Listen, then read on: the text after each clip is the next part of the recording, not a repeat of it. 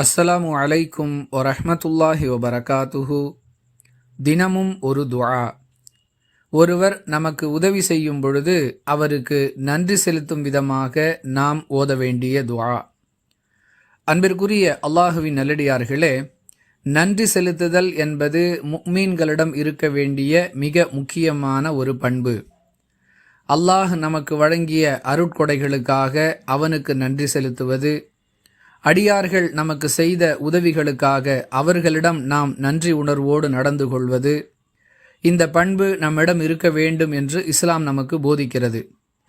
அந்த வகையில் ஒருவர் நமக்கு உதவி செய்தால் அந்த உதவிக்கு பதிலாக நாம் அவருக்கு நன்றி செலுத்தும் வகையில் பிரார்த்தனை செய்ய வேண்டும் என்று ரசூலுல்லாஹி ஸல்லல்லாஹு அலைஹி வஸல்லம் அவர்கள் கற்றுக் கொடுத்த வழிமுறை திருமிதி எனும் ஹதீஸ் நூலில் 1958வது எண்ணில் பதிவு செய்யப்பட்டிருப்பதை பார்க்கிறோம்.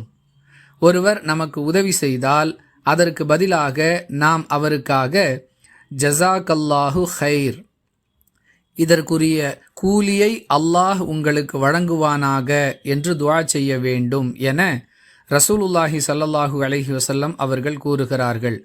யார் இவ்வாறு அவருக்காக பிரார்த்தனை செய்கிறாரோ அவர் உரிய முறையில் நன்றி செலுத்திவிட்டார் என்றும் அல்லாஹுவின் தூதர் அவர்கள் கூறுகிறார்கள்.